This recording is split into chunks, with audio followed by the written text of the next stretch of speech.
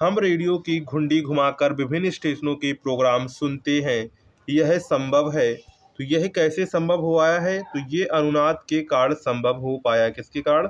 अनुनाद के कारण संभव हो पाया है। यहाँ पर आंसर क्या करेक्ट हो जाएगा? अनुनाद के कारण। किसके कारण? अनुनाद यानी कि फ्रीक्वेंसी के कारण। सॉरी, फ्रीक्वेंसी नहीं, अनुनाद के कारण। नेक्स्ट है वेंचुरी मीटर से क्या ज्ञात करते हैं? तो वेंचुरी मीटर से क्या ज्ञात करते हैं? तो वेंचुरी मीटर से जल के प्रवाह की दर ज्ञात की जाती है। क्या ज्ञात की जाती है? जल के प्रवाह की दर ज्ञात की जाती है। यहाँ पर आंसर हो जाएगा जल के प्रवाह की दर। नेक्स्ट है चौराहों पर पानी के फुहारे में गेंद नाचती रहती है क्योंकि? तो क्योंकि पानी का वेग जो है अधिक होने से दाब घट जाता है। क्या होता है? जो पानी का वेग अगर अधिक होगा तो इससे है जो दाब है वो घट जाता है, इसलिए जो है फुहारे में गेंद नाचती रहती है। राइट आंसर हो जाएगा पानी का वेग अधिक होने से दाब घट जाता है। इसके बाद नेक्स्ट है यदि द्रव्यमान परिवर्तित किए बिना पृथ्वी अपनी वर्तमान त्रिज्या की सिकुड़कर आधी रह जाए तो दिन होगा।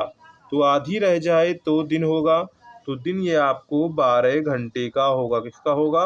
12 घंटे का होगा। इसके बाद नेक्स्ट क्वेश्चन है, तो नेक्स्ट क्वेश्चन देखते हैं।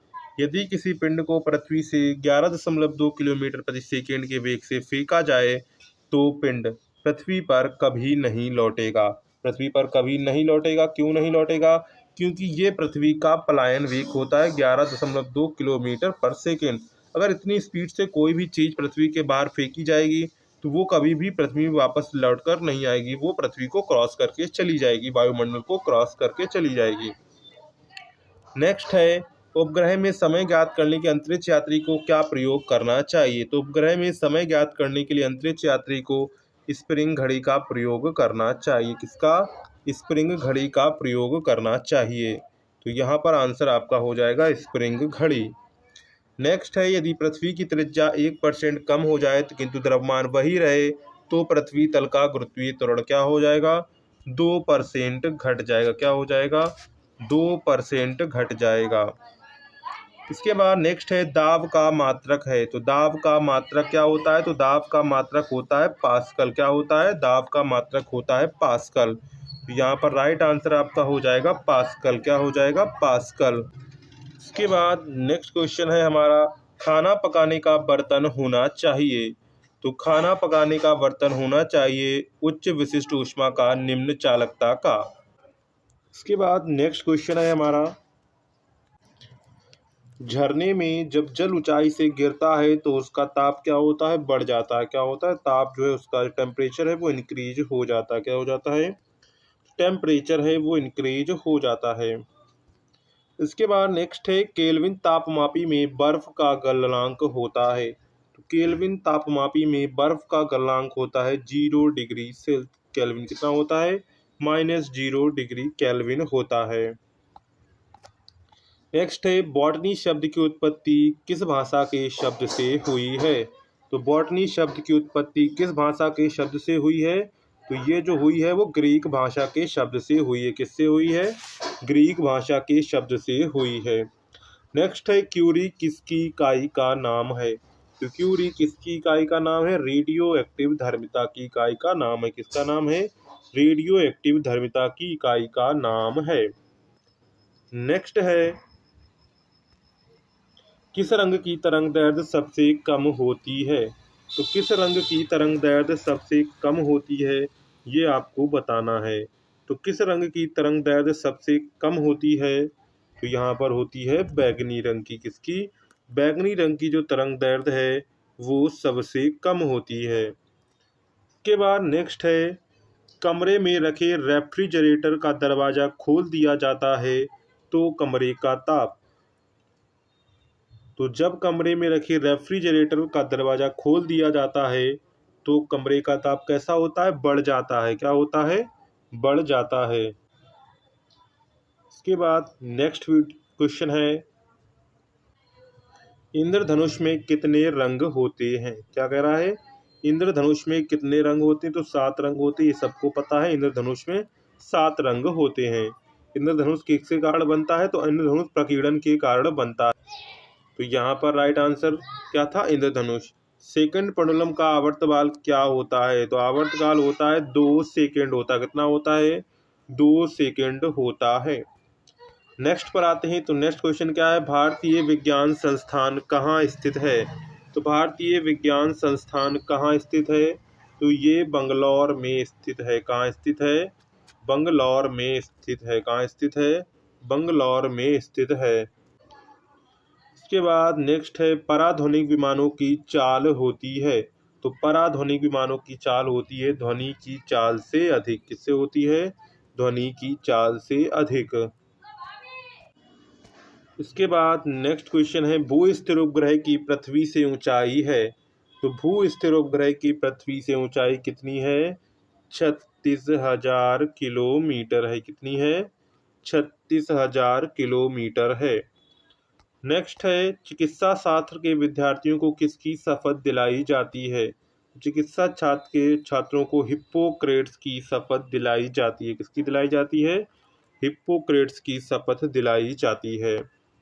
नेक्स्ट है, कार में रेडिएटर का कार्य होता है। तो कार में रेडिएटर का कार्य होता है इंजन को ठंडा करना। क्या कार्य होता है? इंजन को ठंडा करना। मनुष्य के शरीर का तापमान होता है। तो मनुष्य के शरीर का तापमान होता है 37 डिग्री सेल्सियस। कितना होता है? 37 डिग्री सेल्सियस होता है। नेक्स्ट है, दूरदर्शी दोष से पीड़ित व्यक्ति को।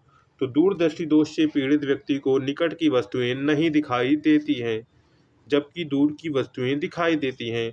उसी प्रकार जब किसी व्यक्ति को निकट दृष्टि का दोष होता है तो निकट की वस्तुएं नहीं निकट दृष्टि दोष होता है तो निकट की वस्तुएं दिखाई देती हैं, दूर की वस्तुएं नहीं दिखाई देती हैं। इसमें उल्टा होता है, अगर निकट दृष्टि दोष है तो निकट की दिखाएंगी, दूर की नहीं दिखाएंगी। अगर दूर दृष्टि दोष है तो निकट की वस्तुएं जो है दिखाएंगी और जो दूर की वस्तुएं हैं वो नहीं दिखाएंगी। दूर दृष्टि से पीड़ित व्यक्ति को निकट की वस्तुएं नहीं दिखाई देती हैं। यहाँ पर ये गलत हो गया है। दूर दृष्टि जो पीड़ित व्यक्ति है उसको जो है क्या होता है? दूर की वस्तुएं जो है दिखाई देती हैं और निकट की वस्तुएं नहीं दिखाई देती हैं। तो यहाँ पर ये सही लिखा हुआ है। कन्फ्यूज़न हो गया थोड़ा इसमें कि इसमें उल्टा होता है, यानी कि दूर दृष्टि दोष है तो क्या होगा? दूर की वस्तुएं जो है वो दिखाई देंगी, पास की वस्तुएं नहीं दिखाई, यानी कि उल्टा होगा। अगर निकट दृष्टि दोष होगा तो उसमें क्या होगा? निकट की वस्तुएं दिखाई देंगी, दूर की वस्तुएं नहीं दिखाई देंगी। इसलिए यहाँ पर ये क्या है? राइट आंसर, निकट की वस्तुएं नहीं दिखाई देती हैं। यहाँ पर राइट आंसर क्या है? निकट की वस्तुएं दिखाई नहीं देती हैं। इसमें थोड़ा कन्फ्यूज़न हो जाता है तो आप लोग इसे सही से कर लीजिएगा। किताब के ऊपर रखे किसी लेंस को ऊपर उठाने पर यदि मुद्रित अक्षरों का आकार बढ़ता हुआ दिखाई देता है तो लेंस कहता है? तो लेंस उत्तल है। कैसा है? तो लेंस उत्तल है। नेक्स्ट है, यदि किसी लेंस से अक्षरों का आकार छोटा दिखाई देता है तो लेंस कैसा है? तो लेंस अवतल है। ये आपको याद कर लेना है। इसके बाद नेक्स्ट है, तारे टिमटिमाते हैं। तो तारे टिमटिमाते हैं अपवर्तन के कारण। किसके कारण टिमटिमाते हैं? अपवर्तन के कारण टिमटिमाते हैं। निम्नलिखित में से कौन से आवेश रहित कण है? तो आवेश रहित कण होता है न्यूट्रॉन। क्या होता है? न्यूट्रॉन। इलेक्ट्रॉन पर निगेटिव और प्रोटॉन पर पॉजिटिव। यहाँ पर क्वेश्चन क्या कह रहा है? क्वेश्चन कह रहा है, आंसुओं में कौन सा पदार्थ घुला रहता है? सामान्य नमक, समुद्र, टार्च, ग्लूकोज। तो आपको पता है कि आंसुओं में कौन सा पदार्थ घुला रहता है? तो आंसुओं में साधारण नमक यानी कि NaCl घुला रहता है। कभी भी जब हमारे आंसू निकलते हैं तो उसका जो जो स्वाद होता है वो कैसा होता है? नमकीन होता है, यानी कि उसमें नमक होता है। तो हो जाएगा सामान्य नमक। ऑप्शन यहाँ पर कौन सा करेक्ट हो जाएगा? तो यहाँ पर ऑप्शन आपका करेक्ट हो जाएगा NaCl, यानी कि सामान्य नमक। नेक्स्ट है, लोहे पर जंग लगती है। तो लोहे पर जंग लगती है फेरिक ऑक्साइड से भी लगती है, साथ में जल योजित फेरस तथा फेरिक ऑक्साइड से भी लगती है, क्षारकीय फेरस एवं फेरिक कार्बोनेट से भी लगती है। तो यहाँ पर क्या आंसर हो जाएगा? तो यहाँ पर हो जाएगा उपर्युक्त सभी के कारण। यहाँ पर आंसर डी आपका जो है वो करेक्ट हो जाएगा। नेक्स्ट है, प्लास्टर ऑफ पेरिस प्राप्त किया जाता है? तो प्लास्टर ऑफ पेरिस किससे प्राप्त किया जाता है? तो प्लास्टर ऑफ पेरिस जो है वो सोडियम कार्बोनेट से, जिप्सम से, यूरिया से, कार्बन से। तो प्लास्टर ऑफ पेरिस किससे प्राप्त किया जाता है? तो ये आपका जिप्सम से प्राप्त किया जाता है। तो ऑप्शन आपका बी करेक्ट हो जाएगा। नेक्स्ट है, संतरे में कौन सा विटामिन अधिक होता है? तो संतरे में कौन सा विटामिन अधिक होता है? तो विटामिन जो है संतरे में कौन सा होता है? विटामिन सी होता है, क्योंकि खट्टे पदार्थों में क्या होता है? विटामिन सी पाया जाता है। आपसे संतरा पूछ सकता है, नींबू पूछ सकता है, तो ये सारे खट्टे पदार्थ हैं जितने, उसमें सब में क्या होता है? विटामिन सी आपका पाया जाता है। तो ऑप्शन यहाँ पर आपका सी करेक्ट हो जाएगा। नेक्स्ट है, ध्वनि की गति सर्वाधिक होती है? तो ध्वनि की गति सर्वाधिक होती है वायु में, जल में, निर्वात में, स्टील में। तो ध्वनि की जो गति होती है वो सर्वाधिक किस में होती है? ठोसों में जो होती है ध्वनि की सर्वाधिक गति होती है। जब अगर देखें निर्वात में, तो निर्वात में ध्वनि की गति 0 होती है, यानी कि ध्वनि जो होती है वो निर्वात में गमन नहीं कर सकती है, यानी कि निर्वात में नहीं चल सकती है। तो यहाँ पर इसका राइट आंसर क्या हो जाएगा? स्टील में आंसर डी आपका करेक्ट हो जाएगा, क्योंकि वायु जल निर्वात में अगर हम लोग देखें तो ठोस क्या है? ठोस है हमारा स्टील। तो यहाँ पर ऑप्शन डी आपका जो है वो करेक्ट हो जाएगा। नेक्स्ट है, टेलीविज़न का आविष्कार किसने किया? तो टेलीविज़न का आविष्कार किसने किया था? तो टेलीविज़न का आविष्कार आपको ऑप्शंस दिए गए हैं, जे.एल. बेयर्ट, मैकमिलन, जेम्स वॉट, इनमें से कोई नहीं। तो टेलीविज़न का आविष्कार किसने किया था? तो टेलीविज़न का आविष्कार किया था जे.एल. बेयर्ड ने। ऑप्शन यहाँ पर आपका ए करेक्ट हो जाएगा। क्या करेक्ट हो जाएगा? ऑप्शन ए आपका करेक्ट हो जाएगा। नेक्स्ट है, find the missing figure of. यहाँ पर आपको question percentage of 25 equal to 2.125, यहाँ पर आपको क्वेश्चन मार्क की जो है वो वैल्यू निकालनी है। तो हम क्वेश्चन मार्क को मान लेते हैं एक्स। क्या मान लेते हैं? एक्स मान लेते हैं। तो यहाँ पर इक्वेशन क्या बनेगी? X percentage of 25 equal to 2.125, यहाँ पर ये हो जाएगा। अब हम लोग क्या करेंगे? एक्स परसेंटेज है तो एक्स परसेंटेज हटाएंगे तो नीचे आ जाएगा 100 इंटू 25 इक्वल टू 2.125, ये हो जाएगा आपका। इसको क्या करेंगे? 25 वन जा 5, 4 टू जा 100। अब क्या क्वेश्चन बन जाएगी? तो यहाँ से क्वेश्चन बनेगी एक्स अपॉन 4 इक्वल टू 2.125, ये आपकी क्वेश्चन बनेगी। इसको इधर मल्टीप्लाई करेंगे तो यक्स की वैल्यू क्या बनेगी? तो यक्स की वैल्यू इधर बननी चाहिए 4 इंटू 2.125। अगर इसका हम लोग गुणा करेंगे इसमें तो आएगा आंसर 8.5। क्या आएगा? 8.5 आएगा। और एक्स की वैल्यू हमने क्या मानी थी? हमने माना था क्वेश्चन मार्क। तो एक्स बराबर क्वेश्चन मार्क बराबर 8.5, और ये 8.5 ऑप्शन कौन सा है हमारा? तो ऑप्शन यहाँ पर हमारा है फर्स्ट वाला ऑप्शन है। कौन सा है? पहला ऑप्शन है। तो यहाँ पर इसका राइट आंसर क्या हो जाएगा? तो इसका राइट आंसर हो जाएगा आपका 8.5। क्या हो जाएगा? 8.5। इस प्रकार आपको इस क्वेश्चन को सॉल्व करना है। नेक्स्ट क्वेश्चन देखते हैं। नेक्स्ट क्वेश्चन क्या कहता है? यहाँ पर इंग्लिश हिंदी दोनों में दिया गया है, पढ़ देते एक बार हैं। A man paid rupees 160 while traveling 10 kilometers in a taxi which has some initial fixed charges, and other man paid rupees 276 for traveling 16 kilometers, and the taxi driver charges double of the initial fixed charges from him to charge the of taxi per kilometer. एक आदमी ने taxi में 10 kilometre की यात्रा के लिए 160 रुपये का भुगतान किया, जिसमें कुछ शुरुआती निश्चित शुल्क है, और दूसरे व्यक्ति ने 160 रुपये का भुगतान किया जिसमें 16 किलोमीटर की यात्रा के लिए टैक्सी ने 276 शुल्क लिया। यानी कि एक व्यक्ति था जिससे 10 किलोमीटर के लिए 160 रुपये लिए, और दूसरा व्यक्ति था जिससे इन्होंने क्या किया, 16 किलोमीटर के लिए 276 रुपये लिए हैं। हमसे पूछा गया है कि वो पर किलोमीटर पर कितना चार्ज करता है, वो हमको बताना है। क्या करना है, पर किलोमीटर पर जितना चार्ज लेता है वो हमको यहाँ पर बताना है। तो हम क्या करेंगे, हम मान लेते हैं कि वो पर किलोमीटर पर वाई रुपये लेता है, और साथ में उसका फिक्स चार्ज भी, यानी कि उसकी टैक्सी में अगर आप लोग बैठेंगे तो आपसे कुछ रुपए फिक्स चार्ज लगेगा, साथ में पर किलोमीटर पर इतना रुपया लगेगा। तो यहाँ पर हम मान लेते हैं कि उसका जो फिक्स्ड चार्ज है वो यक्स है, और पर किलोमीटर पर वो वाई रुपये लेता है। कितने लेता है, वाई रुपये लेता है। तो टोटल रुपए कितने बचे बनेंगे, अगर वो 10 किलोमीटर चलता है कोई व्यक्ति, तो एक्स तो चार्ज लगना है, प्लस 10 वाई उसका किलोमीटर का लगेगा चार्ज। कुल मिलाकर उससे कितने लिए गए, 160 रुपये लिए गए। तो पहली इक्वेशन आपकी ये बनेगी, क्या बनेगी, x plus 10 y equal to 160, ये आपका बनेगा। इसके बाद क्या होता है, इसके बाद जब दूसरा व्यक्ति बैठता है तो क्या होता है, तो उससे वो 16 किलोमीटर जाता है, लेकिन जो टैक्सी शुल्क हो, जो टैक्सी वाला होता है वो उससे जितना चार्ज लेता था उसका डबल चार्ज लेता है। कितना लेता है, डबल चार्ज लेता है। यहाँ पर देखो लिखा हुआ है, taxi driver charges double of the initial fixed charges from him. तो यहाँ पर इनका इक्वेशन क्या बनेगा, 2x, तो उनसे फिक्स चार्ज लग जाएगा, प्लस 16 किलोमीटर चले इसलिए 16 इक्वल टू 276 रुपये हो जाएगा। आपकी ये इक्वेशन बनेगी।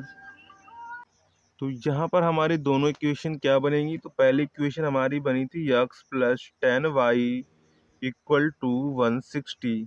दूसरी इक्वेशन हमारी क्या बनेगी, 2x plus 16y equal to 276। ये दो इक्वेशन आपकी बन जाएंगी। इन दोनों इक्वेशन को हम लोग सॉल्व करेंगे, क्योंकि हमको y का मान निकालना है। y वो पर किलोमीटर पर रुपए लेता था, तो हमको पर किलोमीटर की वैल्यू ही निकालनी, यानी कि y का मान निकालना है। यहाँ पर देखेंगे तो 2x plus 16y equal to 276 है, इधर x plus 10y equal to 160 है। तो हम यहाँ पर क्या करेंगे, पहली इक्वेशन में 2 का गुणा कर देंगे, तो इक्वेशन क्या बन के निकल कर आएगी, तो इक्वेशन निकल कर आएगी 2x plus 20y equal to 320। इधर आ जाएगी 2x plus 16y equal to 276, ये आपकी थी ही। अब क्या करेंगे, माइनस कर देंगे तो ये खत्म हो जाएगा। 20y में 16y जाएगा तो कितना आएगा, 4y आएगा। इधर कितना बचेगा, तो इधर 44 बचेगा। माइनस करेंगे तो हमारा क्या बच रहा है, 4y इक्वल टू, तो यहाँ पर क्या बनेगा, तो क्या बनेगा, 4y इक्वल टू 44, तो y इक्वल टू आ जाएगा 11। क्या आ जाएगा, 11। यानी कि पर किलोमीटर पर वो 11 रुपये चार्ज करता है। क्या है, पर किलोमीटर पर 11 रुपये चार्ज करता है, और यही हमको निकालना था।